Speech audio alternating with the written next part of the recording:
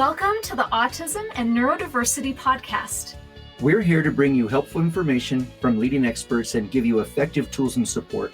I'm Jason Grigla, a licensed counselor and founder of Techie for Life, a specialized mentoring program for neurodiverse young adults.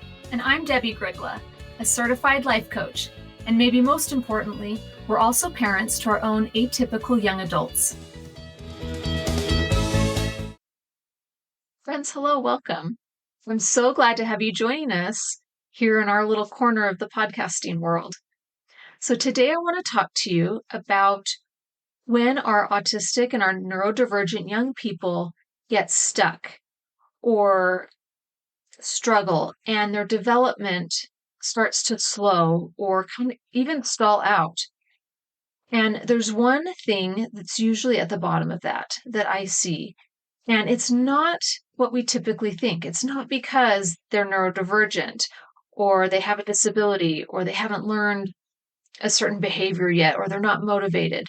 What I see as being at the bottom of that stalling out and getting stuck space is usually it's shame-based thoughts, stories, and beliefs that they have internalized over time.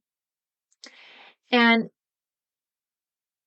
they might pick up these beliefs from being a neurodivergent in a neurotypical dominated society and culture.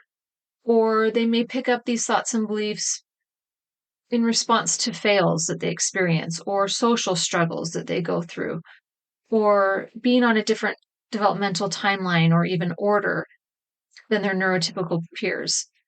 And sometimes they pick these beliefs up just because of all the people trying to go in and help them, which can feel like they're trying to be fixed, which sends the message that you're broken.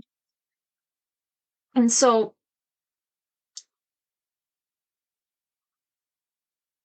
the benefit of practicing NDM, neurodevelopmental mentoring, that we teach and advocate, practicing NDM and doing the work of unshaming, of supporting them and mentoring them in a way that's unshaming and helps them unshame themselves. It expands their capacity and their resilience for overcoming challenges. And when they start to become unshamed, their development accelerates and they're actually more willing to try new things or try again without fear of failing all the time.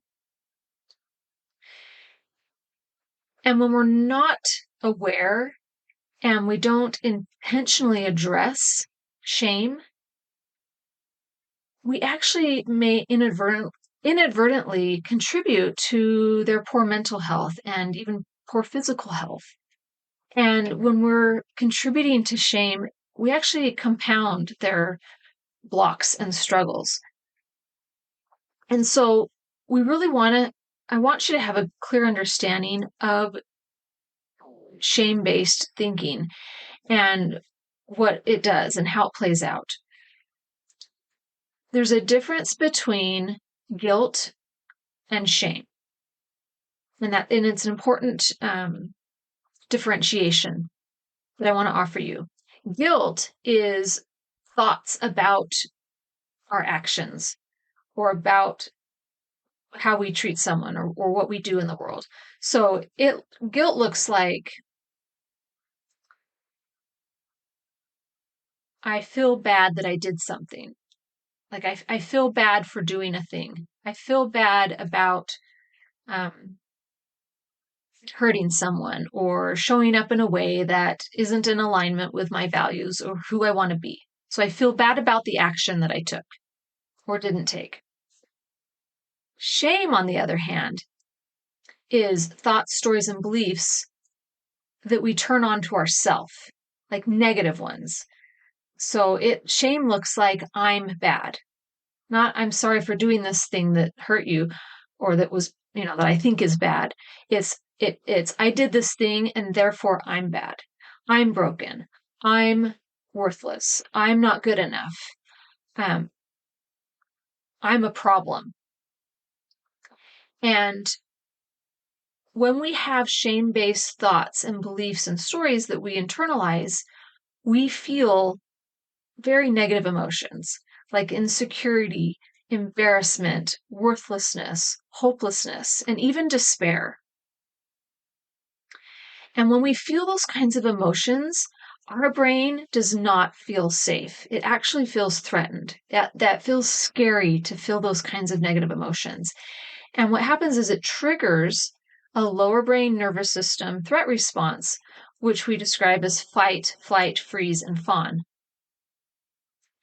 And then from that response, that threat response, we show up in those four ways. So a young person that feels worthless and bad, and they are embarrassed, for example, if their flight response gets triggered, they might get angry or defensive. They might be very oppositional and defiant, reactive. They may even get aggressive and emotionally or physically violent. And when it's coming from a shame-based response, that is not that they haven't learned how to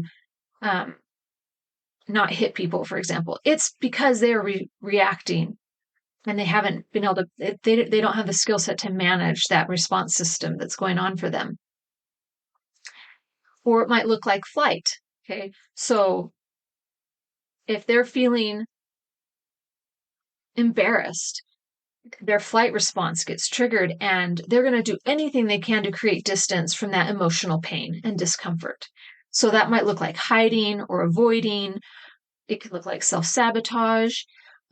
It can also look like buffers. So any like substance or activity that they use to create distance between their emotional pain. So it could look like over gaming or over sleeping, overeating. In adults, it can look like over drinking, porn use, all those kinds of things that have a quick feel good, but maybe a long-term negative back end consequence to it.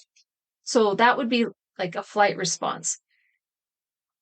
When they have a shame-based thought that I'm not good, or I'm broken, or I'm flawed, and they feel despair, they might have a freeze response where they want to isolate, or they get stuck in the spin of like ruminating on their problems or their inadequacies or what they did wrong or their fears.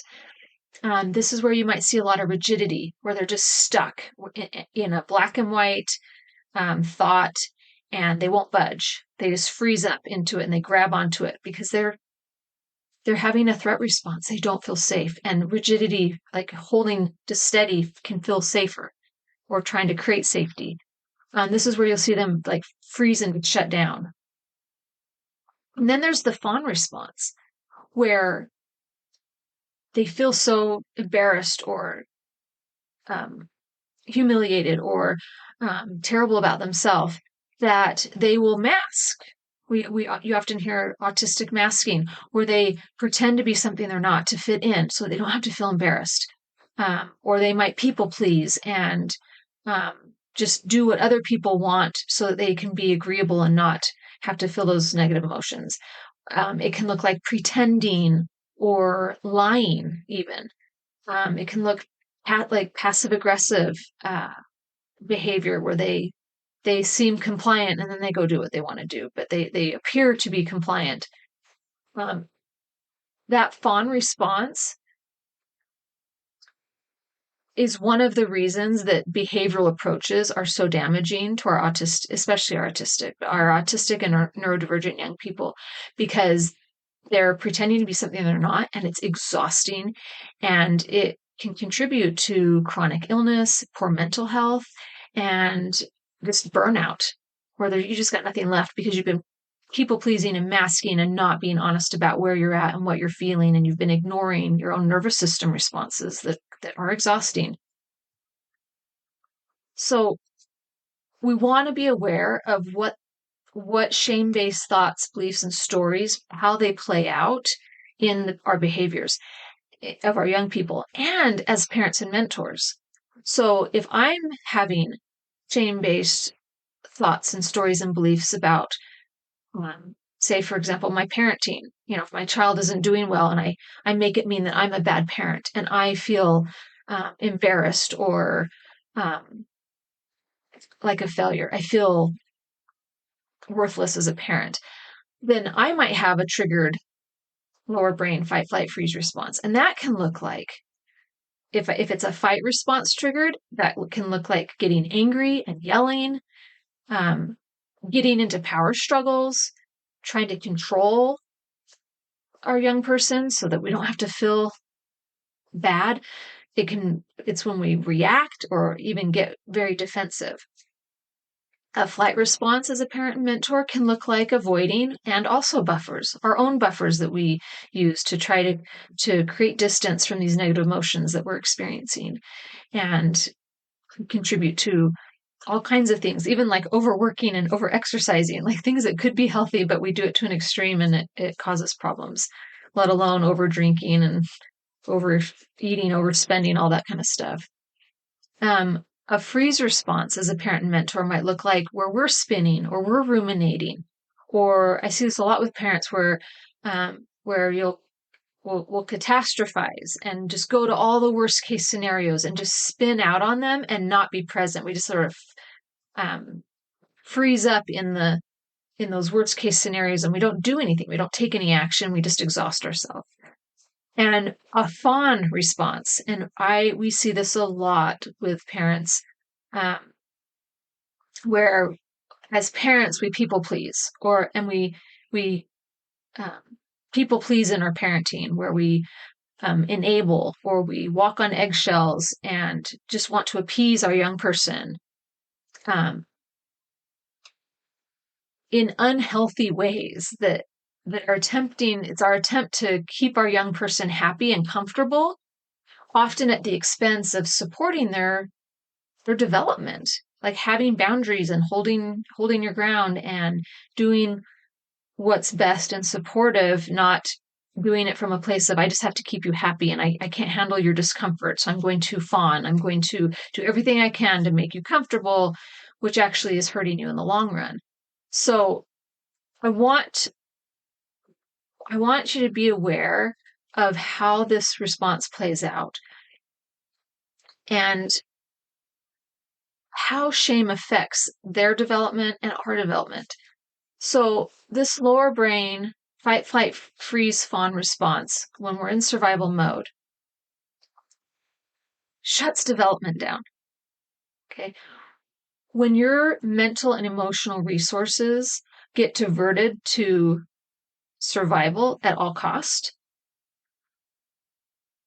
when our young person is just totally in survival mode, their development can't happen because development is uncomfortable. Development takes mental and emotional energy.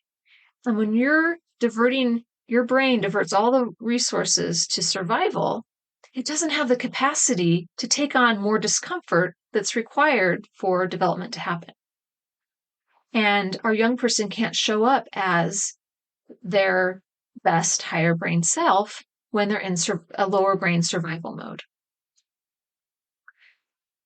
Now, this is why all the interventions, the supports, the helps, the efforting on our part and the efforting on the part of our young person's support teams is often not working, is because we're all trying to address behaviors that we see, like, oh, you shouldn't get angry, or you shouldn't be so rigid, or, oh, you're not getting enough like support academically, maybe, or like we're looking at all these like things to address the behaviors, and we're not addressing the shame-based thinking behind these fight, flight, freeze, fawn triggered behaviors that we're seeing. We're just addressing the behaviors. And so, like, for example, this plays out quite a bit, actually. We'll have a young adult that comes to Techie for Life, our program where we mentor neurodivergent young adults and help them get on a educational career path that fits them and what they want to do. And they say, I want to get a job. Like they get to that point where they're ready for a job, they want a job, and we start prepping them for that. If they have shame-based thoughts, beliefs, and stories that they've internalized because maybe they've had jobs in the past that they got fired from, or they've never had a job and they don't know if they can do it, or they think that they won't be good enough, or the job that they're getting isn't good enough for them because their first job, but they think they should have a different job. Like whatever is going on, if there's something about the whole job thing and they have shame-based beliefs where they are a failure and they have lots of evidence that they're broken or something's wrong with them, when they go to get a job, I mean, you immediately can see where they're going to sabotage that. They're maybe not going to show up for the interview, or they might show up for the interview, but they freeze up at the interview, or they even get the job, but then they don't show up to work because when we're in a fight, flight, freeze, fawn response, we don't show up as our best self, and it's hard to do things like get a job and keep a job that's not in our comfort zone, and it's a stretch for us and a new experience, and that can feel really scary. And it takes a lot of mental and emotional energy to be able to do a job, get a job, and keep a job. And so a lot of times we won't see them be able to be successful with that until they have done some work and gotten coaching and help and mentoring to like work through those shame-based thoughts, beliefs, and stories that keep triggering that fight, flight, freeze, fawn response. Unshaming requires us to have an awareness and mentor our neurodivergent young people in a way that feels non-judgmental, where we're showing up with curiosity and compassion. If we pass judgment, we may inadvertently be contributing to their shame-based thoughts, stories, and beliefs, and just reaffirming them. When we do the work of unshaming and mentor a young person, the goal is to poke holes and loosen the tight, fisted grip that these shame-based thoughts, stories, and beliefs about themselves have taken hold of, right? Like, so we want to be able to poke holes in that. We want to point out evidence that where they do have success and where it's okay to fail and make mistakes. Because even though they have, many of them, years and years of evidence for why they're bad, broken, not good enough, worthless, the truth is it's all a lie. They all have incredible value and worth right now, disability or not, just as they are, whether they develop or improve another day in their life or not. We don't work on development and we don't support development to prove worth or good enoughness. We work on development because it's fun and our brains crave it. And it's a part of being alive and human. And it's part of the human experience. And our higher brains crave development. Our higher brains crave challenges and overcoming things and developing. Your kid's development or lack thereof, your kid's behavior does not have any bearing on your own value and worth and goodness as a parent and a mentor. Embracing your humanness, your strengths, your weaknesses, and loving and being kind to yourself, all of yourself, is at the heart of unshaming. And it's work worth doing as you mentor others. I encourage you to get on our email list and join us in this work and share this podcast with others who you know would appreciate it and a benefit from this too, so that we can support each other. This is important work. There's good things happening when we are willing to be uncomfortable and do this work of unshaming and shine a light on what's actually keeping us stuck. So I hope you have an amazing week and take care. Thanks for joining us on this episode of Autism and Neurodiversity with Jason and Debbie. If you want to learn more about our work, come visit us at jasondebbie.com. That's JASONDEBBIE.com.